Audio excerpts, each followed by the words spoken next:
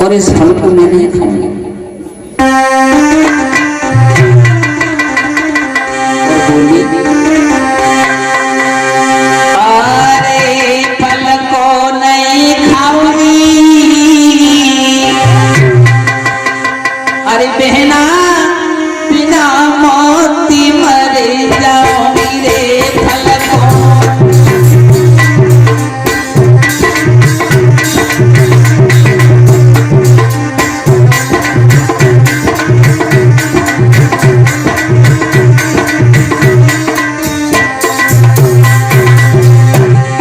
अपनी बहन को समझा कर बोली वो धुंधली दीदी अरे फल को नहीं खाऊंगी,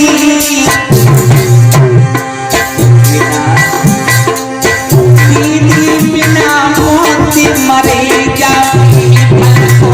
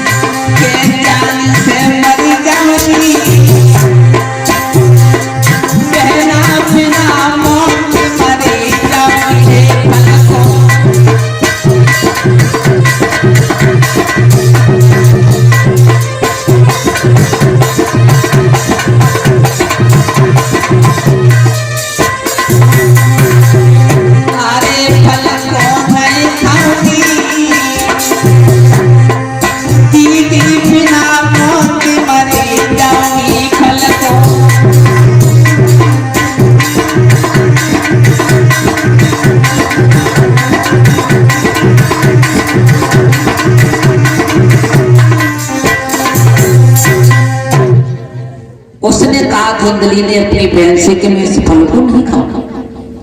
क्यों? अरे इस फल को खाने से मैं गर्भावस्था में आ जाऊंगी और तुमको नहीं पता मैं जब गर्भावस्था में आ जाऊंगी सारा श्रृंगार मेरा घूमना फिरना सब कुछ छूट जाएगा। अरे वो सब छूट जाए कोई बात नहीं है, सबसे बड़ी बात तो ये अगर नगर में चोर आगे मैं भाग नहीं पाऊंगी और बिना मौत के मारी जाऊंगी। मुझे उसकी भी परवाह नहीं है कि चोर आ जाएंगे मैं भाग नहीं पाऊंगी। सबसे बड़ी बात तो दीदी एक है, हमें अगर गर्भ से होंगी और हम पर चला फिरा नहीं जाएगा वो हमारे नंदा आएगा ना भीतर भीतर सब घर खाली कर लेंगे, इसलिए मैं ऐसा नहीं करूंगा। उसकी बहने की चिंता की कोई बात नहीं। अरे तो इस फल को नहीं खाओगी तो तुम ये काम करो, तुम्हारे घर में एक गाय है उसने कोई बछड़ा नहीं दिया और महात्मा जी की अगर बात सत्य है तो ये फल उस गाय को खिला दे और कुछ समय का गर्भ मेरे पलना है, मेरे जब पुत्र होगा तो तुम किसी बहाने से अपने घर बुला लेना और मैं अपना पुत्र तुझे दे दूंगी। बोले बहुत सुंदर। धुंधली ने भक्तों वैसा ही किया और वो फल ले जा करके धुंधली ने उसके घर जो गाय थी उसे दे दिया। जब वो फल गाय को दिया तो गाय गर्भावस्था में आ गई। धीरे धीरे धीरे धीरे जब समय पूर्ण हुआ तो उसने अपने आत्मदेव ब्राह्मण को बातों में उलझा करके और अपनी पड़ोस वाली बहन को अपने घर बुला लिया। पुत्र पैदा हुआ और जब पुत्र पैदा हुआ उधर एक गाय ने भी बछड़ा दिया और गाय ने जब बछड़ा दिया तो बताया जाता है कि उसका सारा शरीर मनुष्य जैसा, केवल कान पशु की थी। आत्मदेव ने जब सुनी कि हमारे घर में गाय ने बछड़ा दिया है वो भी मनुष्य जैसी काया है और हमारी रानी के एक पुत्र पैदा हुआ है, बड़े खुश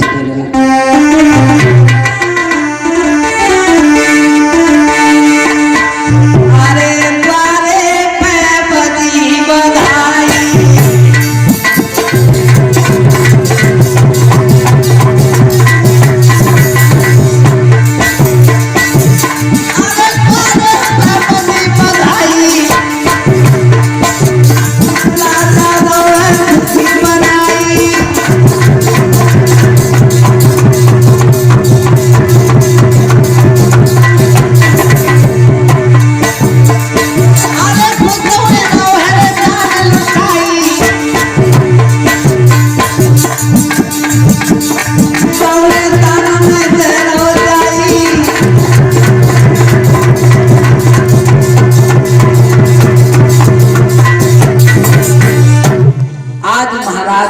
कामदेव को खुशी हुई कि मेरे घर में एक पुत्र मेरी रानी के द्वारा उत्पन्न हुआ है और मेरी गाय ने जो बछड़ा दिया है वो भी मनुष्य जैसा है। धीरे धीरे कुछ समय व्यतीत हुआ और जब कुछ समय व्यतीत हुआ आत्मदेव ब्राह्मण ने अन्य ब्राह्मणों को बुला करके अपने पुत्रों का नामकरण संस्कार कराया और जब नामकरण संस्कार कराया तो गाय के द्वारा जो बछड़ा उत्पन्न हुआ था वो मनुष्य जैसी काया थी उसकी, उसका नाम रखा गोको। और धुंधली की बहन के द्वारा जो दिया हुआ पुत्र था उसका नाम रखा धुंधकारी। धीरे धीरे धीरे धीरे दोनों पुत्र उस आंगन में बढ़ने लगे और जब कुछ समझदार हुए तो दोनों अपने अपने रास्ताओं पर चलने लगे। मेरे भक्तों, क्यों? गोकर्ण जो था महात्माओं के आशीर्वाद के द्वारा उत्पन्न हुआ था, सतमार्ग पर चलने वाला था। क्यों? जिस जीव की सर पर छत्र छाया किसी संत महापुरुष की होती है वो जीव हमेशा सतमार्ग पर चलता है। भक्तों, हम और आप सब संतों की संतान है, संतों की ही देन है। हम और आप संतों की संतान है और संतों की ही देन है। आज अगर ये संत नहीं होते तो ये पृथ्वी नहीं, अगर संत नहीं होते तो ये पृथ्वी नहीं होती। आज थोड़े समझदार होने के बाद दोनों अपने अपने रास्ताओं पर चलने लगे।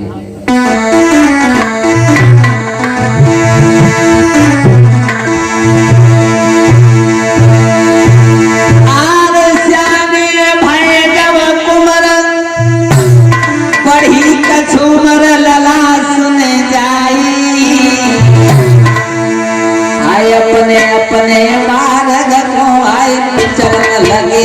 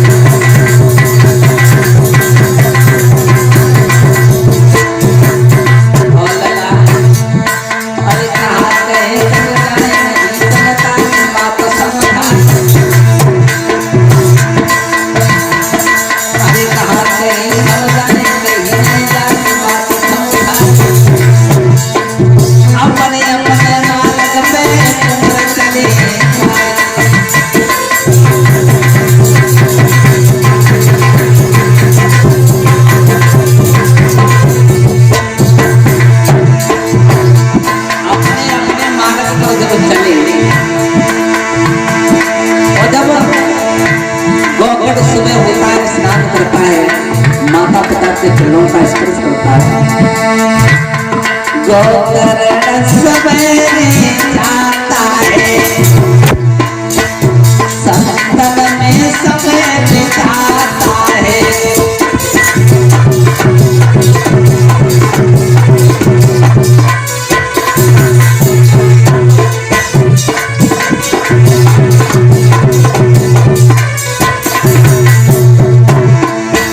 संतन में संगति करके वो शाम को लौट घर आता है।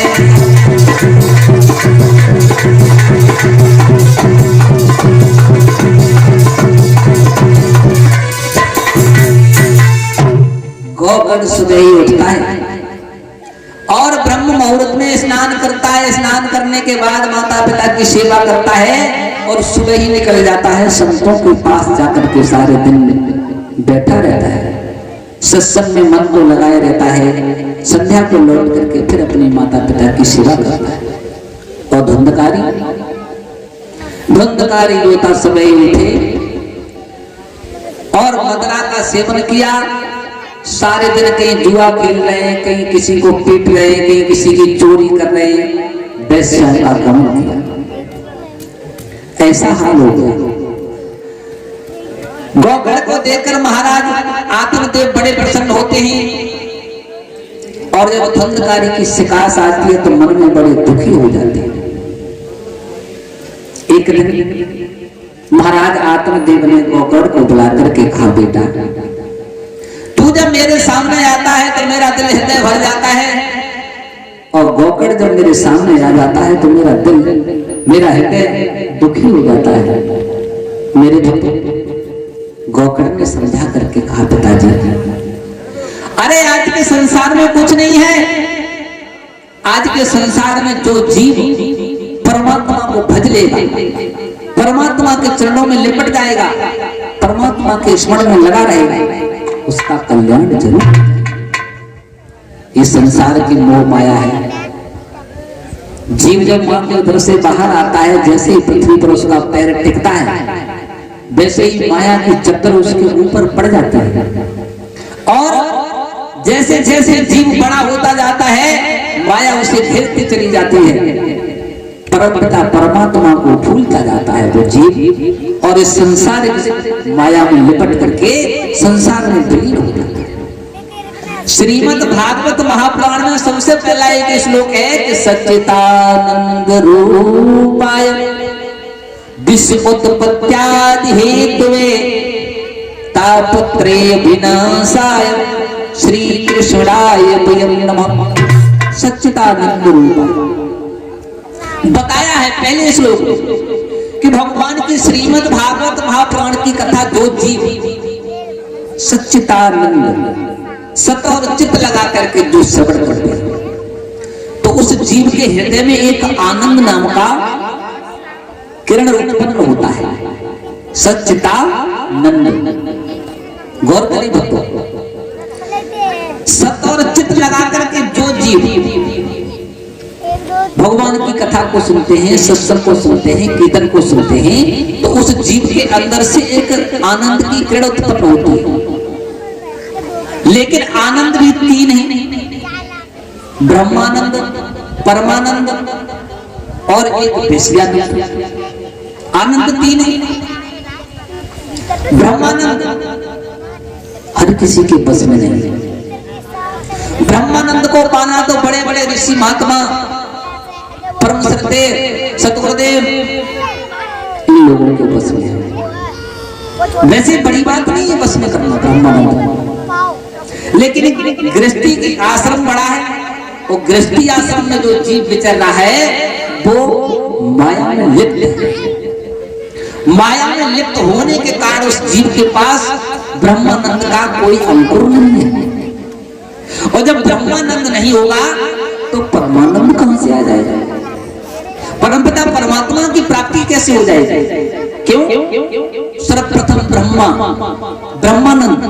जब तक ब्रह्मा उत्पन्न नहीं होगा, इस ब्रह्म उत्पन्न नहीं होगा शरीर के अंदर, तब तक परमानंद के दर्शन नहीं होगा। और जब ब्रह्मानंद उत्पन्न नहीं होगा, परमानंद के दर्शन नहीं होंगे, तो जीव विषयानंद में चलता रहेगा, ये सांसारिक आनंद में घूमता रहेगा। बड़ी बड़ी कमाई करी, खूब पैसा कमाओ, लड़का नाती बड़ी बड़ी नौकर में लग रहे, पैसे की कोई कमी ना है। अब जी कह रहे हमें बड़ा आनंद है, हमने सारे जीवन मेहनत करी है, हमने लड़का नाती भोजन में लगा ले, अब पैसा की कोई कमी नहीं, बड़ा आनंद है। लेकिन वो आनंद सांसारिक आनंद है।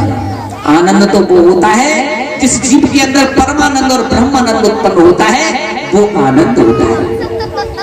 मेरे भक्तों, जिस जीव के अंदर ब्रह्मानंद उत्पन्न हो जाता है, उस जीव को अपने आप परमात्मा के दर्शन होने लगते हैं। क्यों? कि माया की चद्दर उसके ऊपर से हट जाती है और सीधा सत और चित्त एकाग्र जब हो जाता है तो परमानंद के दर्शन होने लगते हैं। लिखा है आनंद तीन हो गए, सच्चिदानंद रूपाय, पीछे से शब्द आ रहा है रूपाय।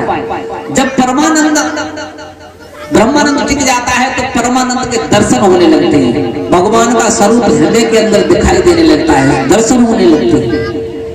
भजन की क्रिया जैसे कुछ हमारे भैया गुरुमुखी ये वो करते होंगे, उन्होंने शायद देख लिया होगा, अगर उनका बुद्धि टिक गया होगा कि भगवान के दर्शन होते हैं, भगवान का स्वरूप हृदय के अंदर दिखाई देने लगता है। सत्य चिदानंद रूप है, वही रूप है हृदय के अंदर परमपिता परमात्मा का रूप है। किसका रूप? विश्व उत्पत्त्यादि हेतवे, उसका रूप श्लोक कह रहा है विश्व उत्पत्त्यादि हेतवे, जिसने विश्व को उत्पन्न किया उसका रूप इस हृदय के सत्य चित आनंद। सत्य और चित जब रुक जाता है तो आनंद आने लगता है, वो आनंद आता है तो रूप है, भगवान के दर्शन होने लगते हैं। कुल भगवान के विश्व उत्पत्त्यादि हेतु, जिन्होंने इस संसार को उत्पन्न किया है।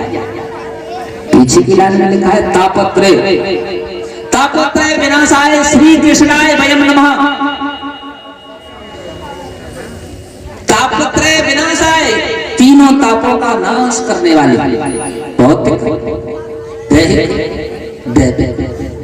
तीनों तापों का नाश करने वाले श्री कृष्णाय वयम नमः, स्वयं पार्वती परमात्मा श्री नारायण। श्रीमद् भागवत का पहला श्लोक समझाता है सर। मेरे भक्त गोकर्ण संतों के पास बैठ करके सत्संग में लगा रहता है और धुंधकारी वेश्याओं का दमन करने लगे। जब पिताजी दुखी हुए तो गोकर्ण ने यही बात समझाई कि पिताजी संसार में कोई किसी का नहीं होता है, हर जीव दुखी है।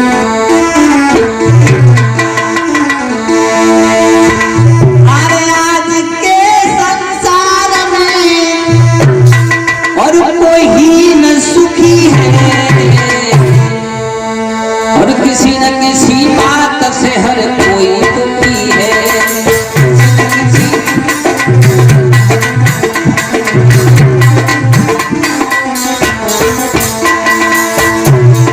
हर जीव दुखी है किसी न किसी बात को लेकर, सुखी कोई नहीं है। आप समझ लो को सुखी कोई नहीं है। कोई दुखी संतान से कोई संतान, कोई तो दुखी पे लड़कते हैं और कोई दुखी बुए या पर लड़का ना। अब लड़कन से जो दुखी है के बाद 4 लड़का तो दो, एक चोर बनेगा, एक शराबी बनेगा, एक जुआरी बनेगा। अब वो तो जासू दुखी है, करोगे लड़ाई हमारे बड़े लोग। और एक दूसरा जो दुखी है काम संतान ही ना है, कर कर कमाई मरो जा रहा, लेकिन संतान है नहीं बेचारे पे। तो जो दुखी है कि परमात्मा सब जीवन कमाई कर रहा है, दोनों के नहीं ले जाएगा, वो पे एक संतान है। तो कोई तो अपने संतान से दुखी है और कोई संतान के लिए दुखी है।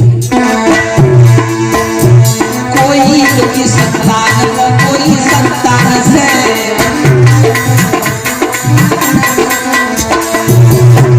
कोई दुखी सम्मान को, कोई अपमान से।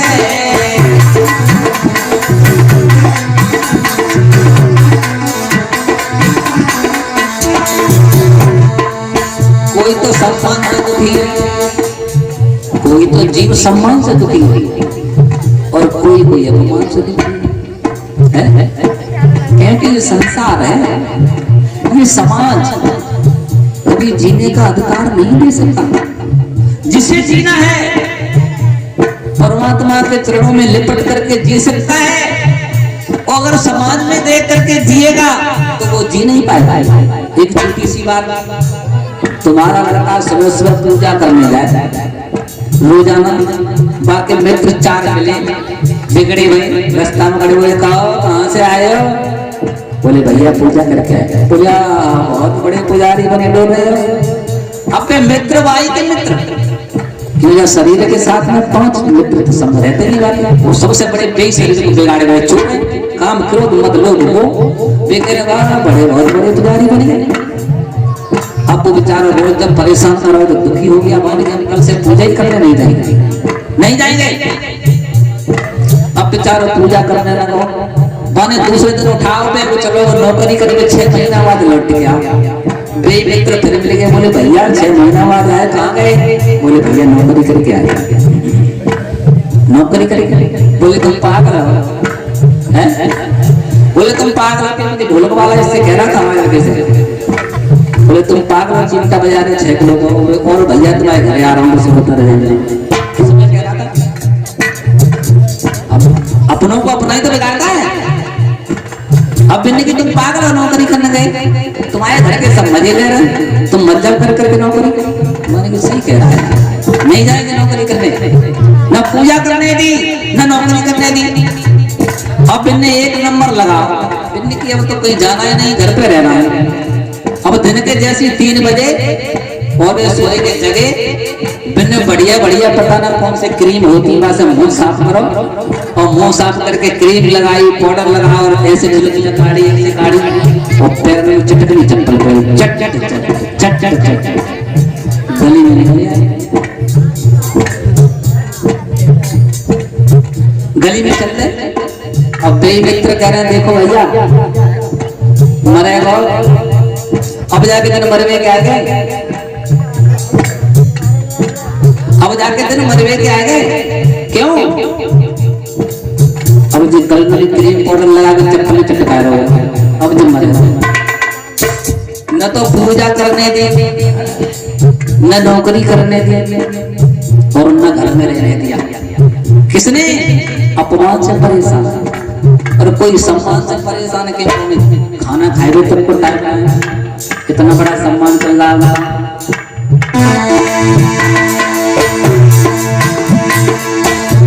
कोई दुखी सम्मान से, कोई अपमान से,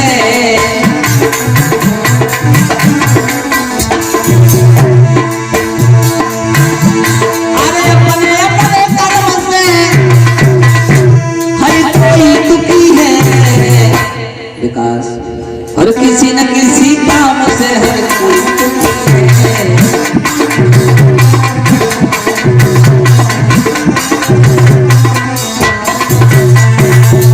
संसार में हर जीव दुखी है, सुखी कोई नहीं। सुखी वही है जो परमपिता परमात्मा के चरणों में लिपटा हुआ है, परमपिता परमात्मा के सद्मार्ग पर चल रहा है, वो ही सुखी है।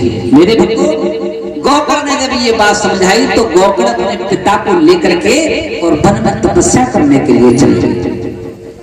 जब गौकर्ण और आत्मदेव तपस्या करने के लिए चले गए, अब धुंधकारी का मौका लग गया।